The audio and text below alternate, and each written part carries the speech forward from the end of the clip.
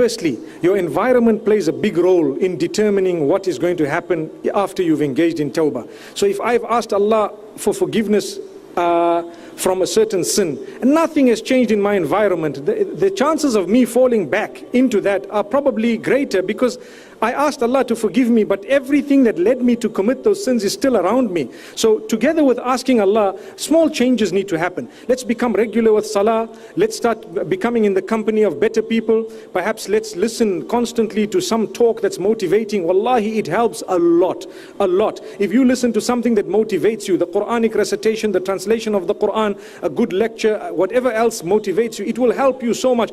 Keep it constant and keep the dhikr of Allah on your tongue and in your heart. Because if you remember Allah a lot, subhanallah, alhamdulillah, Allahu Akbar, it's very, very powerful. It will actually remind you of your duty unto Allah. Similarly, what's important is, if your heart is stuck in the house of Allah, like the hadith describes, رَجُلٌ قَلْبُهُ مُعَلَّقٌ بِالْمَسَاجِدِ, a man whose heart is stuck in the house of Allah subhanahu wa ta'ala, and you are constantly concerned about the next salah, and you arrive a little bit early in the masjid, you make your wudu, that will help you a lot. It will bring about so much calmness. And sometimes we work in an environment that is perhaps, not so encouraging of our salah. Maybe we have mates who are not too bothered. They may not be Muslim at all. It might be a workplace that may not be encouraging, a person to fulfill their salah on time. It's up to us to find a way and to build a method of how I'm going to work and how I will find my moments for salah, who I will read salah with. What I have found very beneficial is, when you are more than one,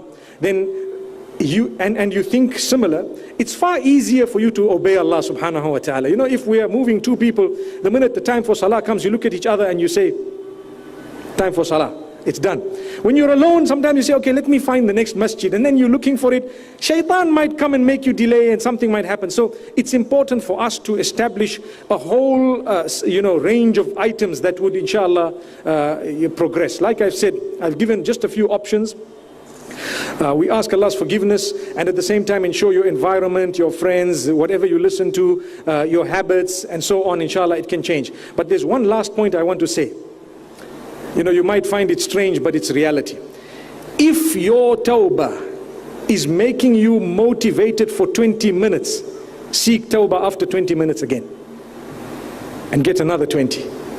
It's like a parking ticket. You put it 1 hour later, you need to put a bit more. Another hour later, otherwise you get a fine.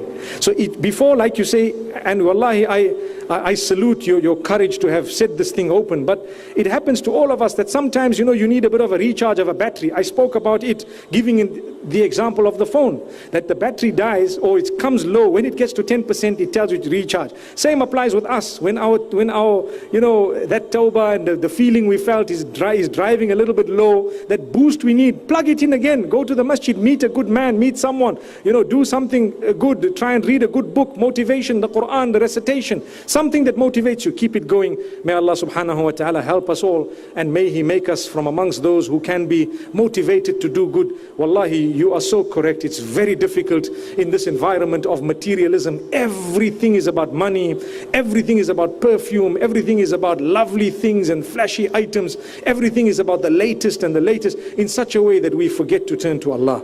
And by the time we start gaining focus, may Allah subhanahu wa ta'ala forgive us. We don't want to be from amongst those who've died in the condition that we haven't yet got that focus. And that's why we have the talk this evening. There are so many things that I wanted to say, honestly, but time just flew, because I was thinking, subhanallah, ya Allah, I will start saying whatever I have, and inshallah we'll keep the rest for another time perhaps. So many things that I haven't said that I wanted to say this evening, but a little bit at a time.